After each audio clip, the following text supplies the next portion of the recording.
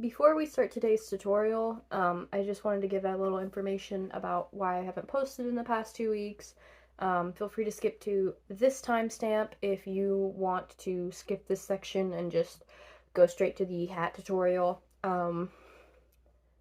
Basically, I usually film my videos and have them pre-registered, like pre-uploaded to YouTube, and have them on a schedule, so that way they come out at a scheduled time. But I hadn't yet done it for the past 2 weeks because December the 6th, I got into a car wreck and completely totaled my car.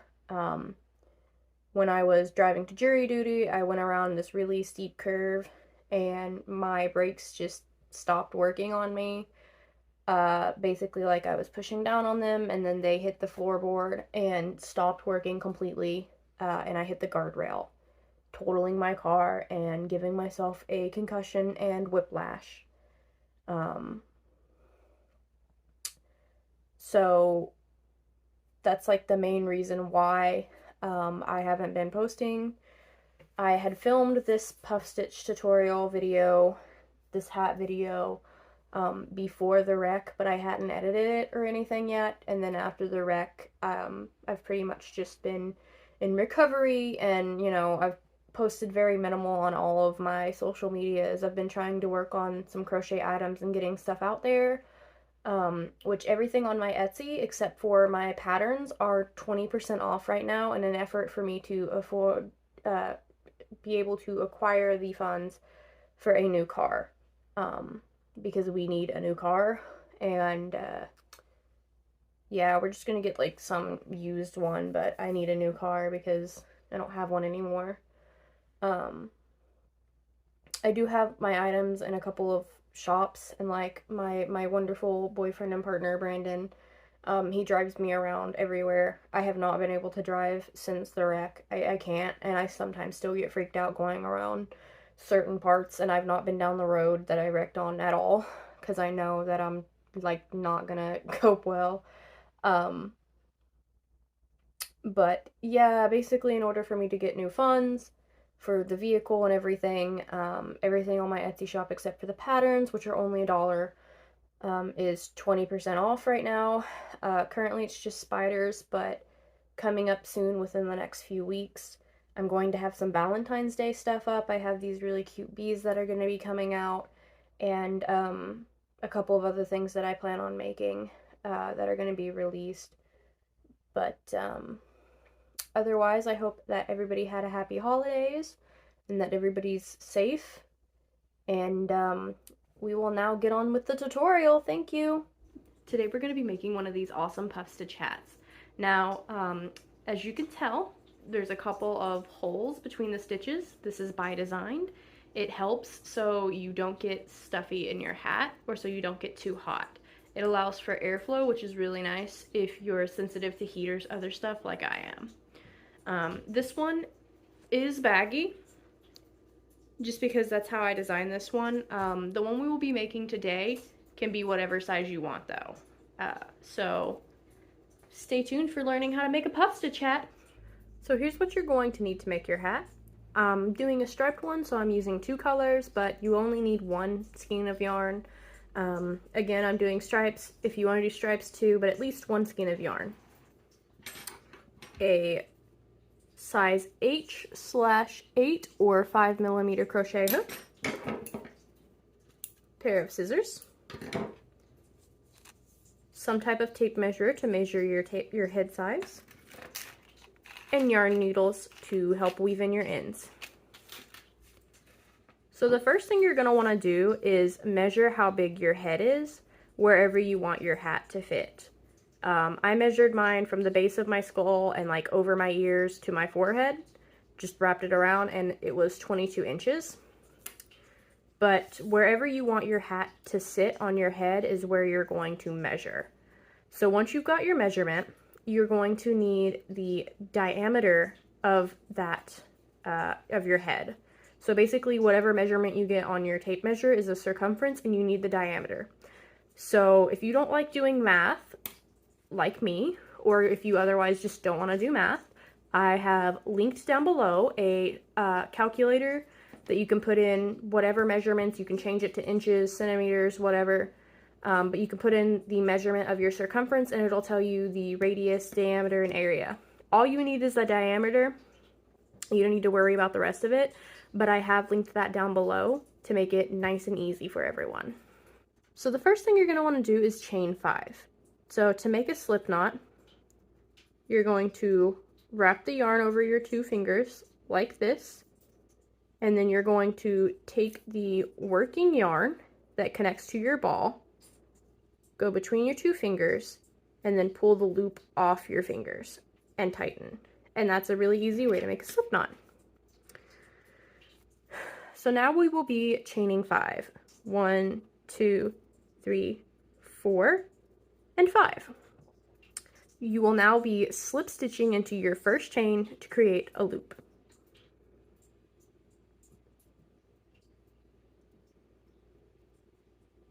Once you have done that, you are going to chain 2. And now you're going to do 6 puff stitches into your center ring. So that is yarn over, insert, yarn over, pull through. So now you have 3 loops on your hook, yarn over, insert, yarn over, pull through. For 5, yarn over, insert, yarn over, pull through. 7, yarn over, insert, yarn over, pull through. That should be 9. Let's see here. 1, 2, 3, 4, 5, 6, 7, 8, 9. And then one more, yarn over, insert, yarn over, pull through for 11 loops on your hook. Some people do a puff stitch with 9, but for the purposes of this pattern, we're going to be doing 11 loops.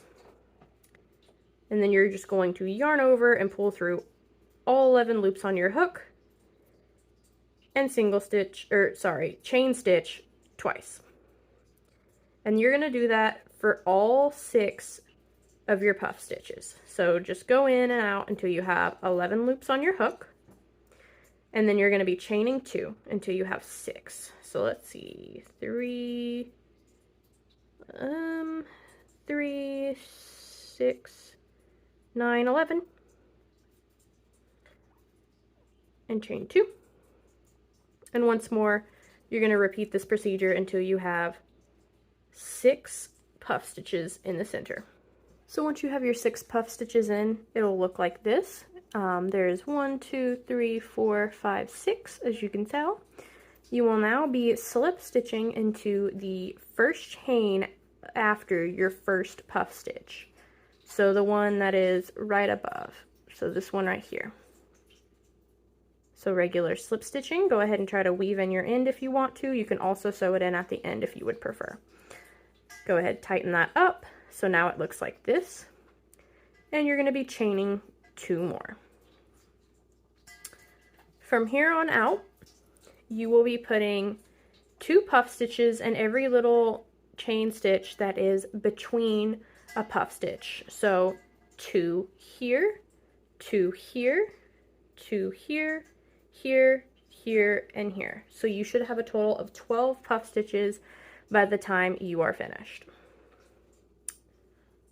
So go ahead and start weaving in that end when you're doing this, and just start up doing 2 puff stitches in each chain space. And once again, after each puff stitch, you are going to be chaining 2.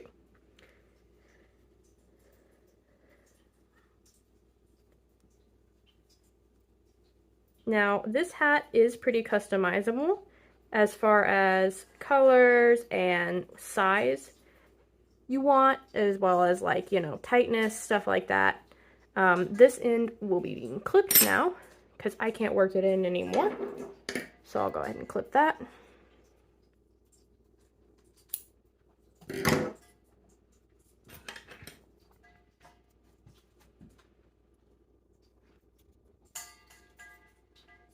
Once more, 2 in each little chain space. But this hat is completely customizable. And what you're going to be using your diameter measurement for is actually figuring out how big your crown needs to be. So your crown, the crown of your hat, or this part right here while you're still increasing, needs to be as wide as your diameter. So that way it reaches the circumference of your head, or as close to that diameter as possible. If you want something baggier, then make something a bit bigger. If you want something tighter, make something smaller. But I will see you back after you have done puff stitches, and 2 puff stitches in every single space. So after you have 12 puff stitches, it should look like this. Once more, you are going to be slip stitching into that first chain after your first puff stitch. So it looks like this. And now you're going to be chaining 2, and you're going to do 2 puff stitches in the first chain space, and then you're going to do 1 puff stitch in the next chain space. Now, if you want to make a hat for somebody as a present, and you're unsure about their head size and you don't want to like ask because that'll give away the present, they do make hat charts, like average size, head size for age groups or genders or whatever you would like to do. If you just look up like hat sizing chart, it should tell you like what the average size of whatever the person you are wanting to make a hat for should be. And that is something that I have used before.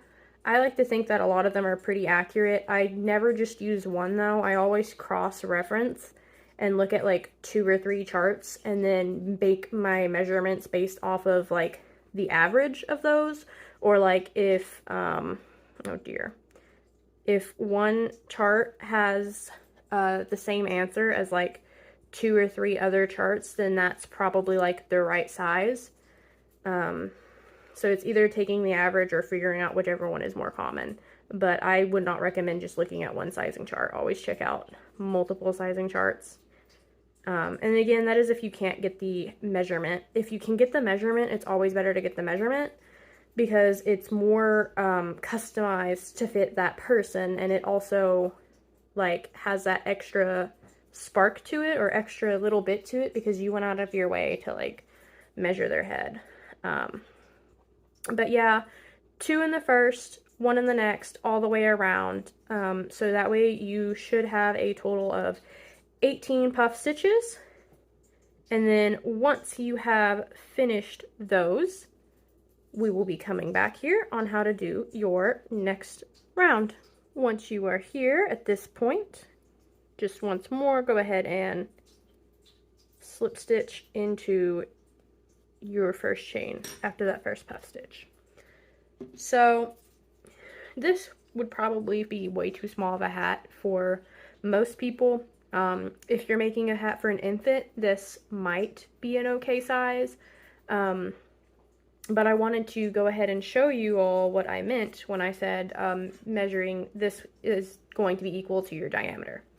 So again, my head is 22 inches around, and the diameter of that is about 7 inches.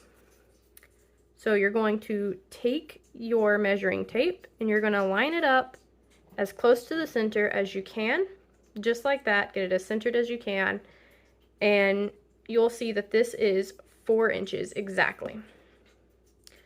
So this would be good for someone who has a head that is equal to a diameter of 4 inches. I don't really do math, so I don't know what number that would be. But it would probably be a lot closer to an infant versus an adult. And that is what I meant. And we're basically just going to keep increasing until you get to that amount. I'm fairly certain for my head size, I'm going to need at least another 2 increase rows. So I will go ahead and show you how to do that. But pretty much, if you need to increase past or like not increase as much as I do, just measure it out, and whenever you get the perfect diameter, that's when you stop increasing and you will start just doing continuous rounds. And I will show that whenever I get finished doing the increase rounds. So for this next round of increase rounds, it's going to be 2 puff stitches in the first chain space, and then 1 puff stitch in the next 2 chain spaces.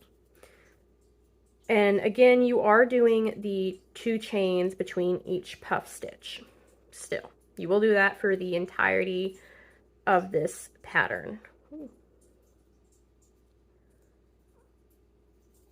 So once more, 2 puff stitches in the first chain space and 1 puff stitch in the next 2 chain spaces. And once you get the hang of doing the puff stitch more often, you won't really need to count how many loops you're doing, or like count how many loops are on your hook each time, because you'll start to get the feel of exactly when you have enough. And that's just something that comes with practice, and the more you do crochet, the more you can just do things like automatically or almost like out of habit, instinctually. I'm not really sure what word I'm looking for here, but the more you crochet, the more you'll just be able to do things. Like, you'll just know how to do them and do them. Ooh.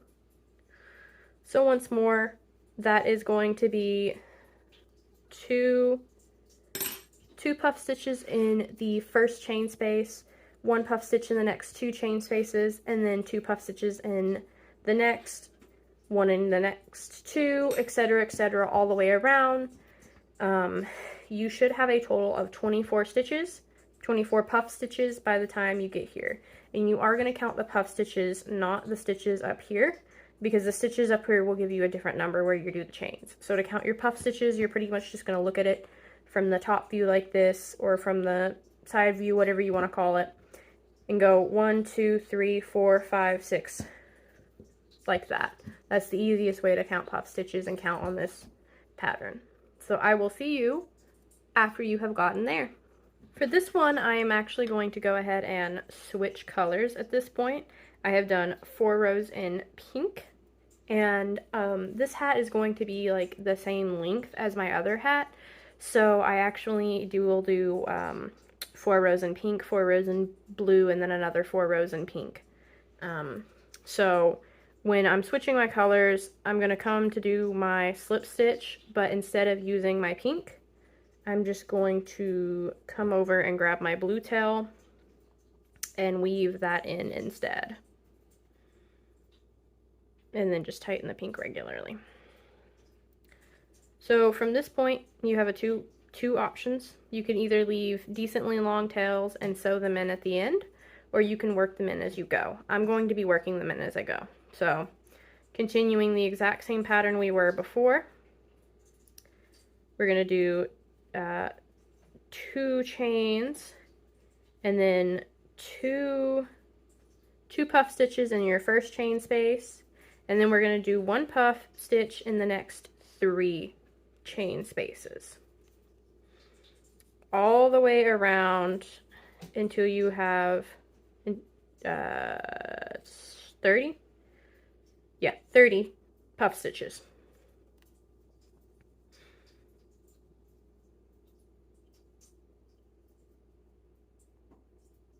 I'm struggling today, I tell you what. But once more, you are just going to do 2 puff stitches in your first chain space, and then 1 puff stitch in your next 3 chain spaces, all the way around for, one moment, a total of 30.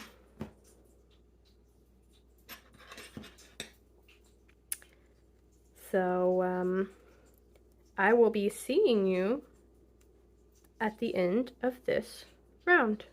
So this is where we're at right now.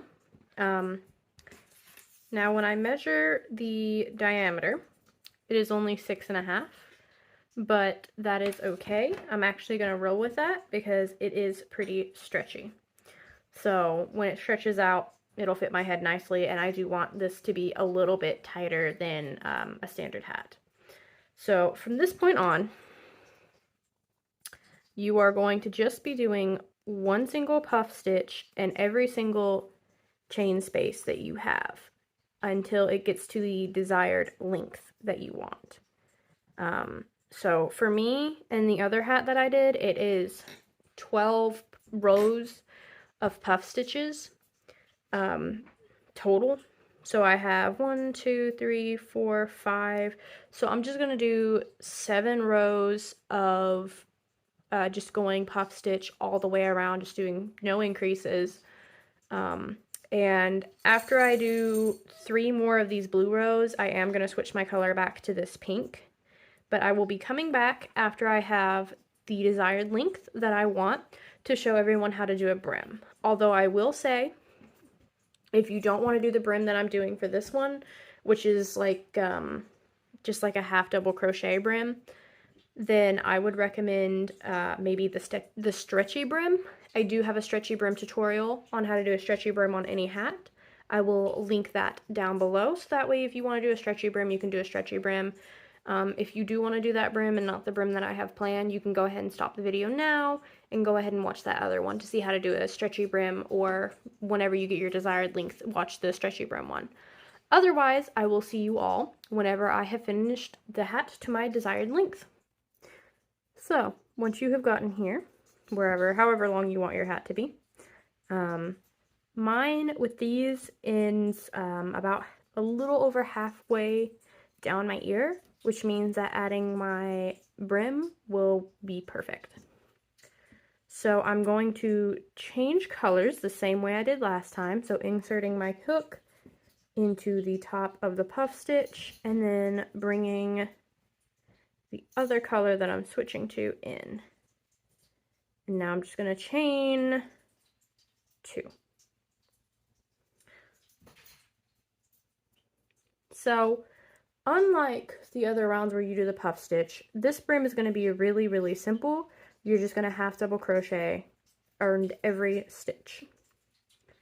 So in your chain spaces here, you're going to put 2 in there because there's 2 chains in the space. So, oh, I actually did a double crochet there. You're just going to do a half double crochet all the way around. I don't know what I'm doing. My cats are kind of distracting me. So to do a half double crochet, it's yarn over, insert, yarn over, pull through, and then pull through all 3 loops. So again, it's going to be 1 half double crochet right above your puff stitch, and then 2 half double crochets in the space here, your chain space. And you're going to do that all the way around.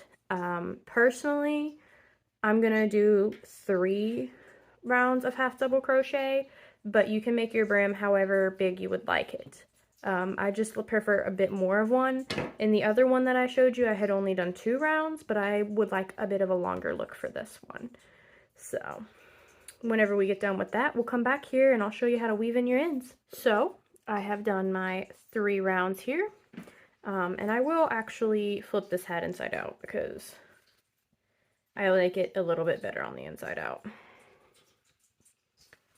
So you can see the stitches better. But now it is time to fasten off and sew in my ends. So I am going to be cutting off, well, I did cut off a long tail, as you can see. And that's because I like to really weave in my ends.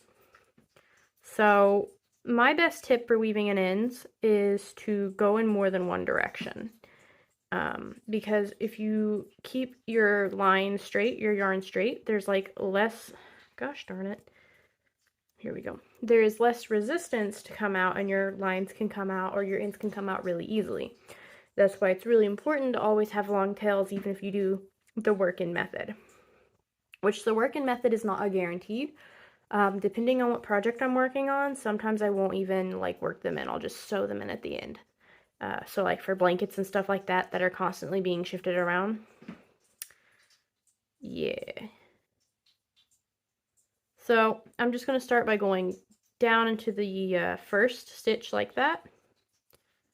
And I'm going to go in just work my way through a couple of stitches through the bottom, just like this. Go ahead and pull that out. Now I'm going to flip it, and I'm going to work into the round above it.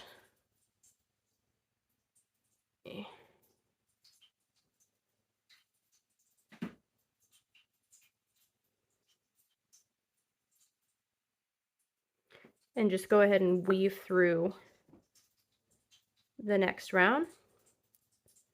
And then finally, I'm going to complete it by going back into my last round, the first round that I weaved my end into. And just gonna go ahead and go through some more stitches on that one. Pull out my needle, pull this a little taut, snip, and now it is worked in really well, and it doesn't really have that much of a chance of coming out. Part of it might, but not all of it will come out. It won't be unraveling. So this is how the completed hat looks, just sitting on the table. I used to, when I was younger, what I would do is I would crochet the hats pretty much all in one color, and then I would do a stripe in a different color, and then I would make a crochet rose that matched the color and sew it onto the hat. I might actually start selling those again because they were pretty popular.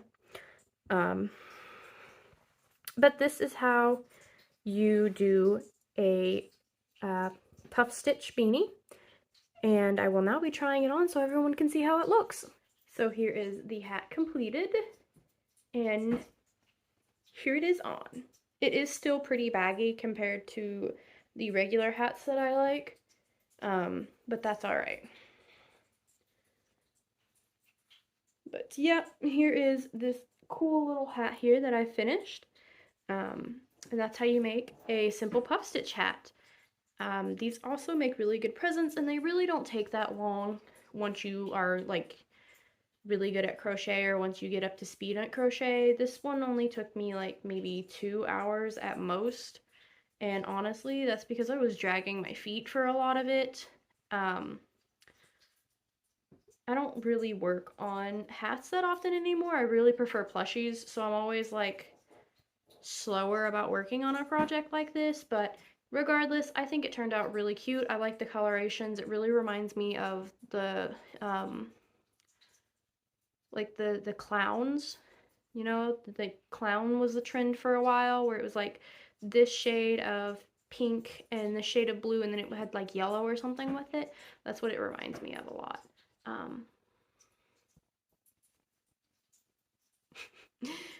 I hope you all have enjoyed this tutorial. Please like, comment, and subscribe, and comment down below if there is like anything you want me to make a tutorial for, or if there's anything you have questions over, anything like that. I'm always cool to answer questions. My TikTok, Instagram, Twitter, all that stuff is also down below if you're interested, or if you want to buy stuff from my Etsy shop. I have patterns on now as well as physical items. So, thank you all and have a nice day.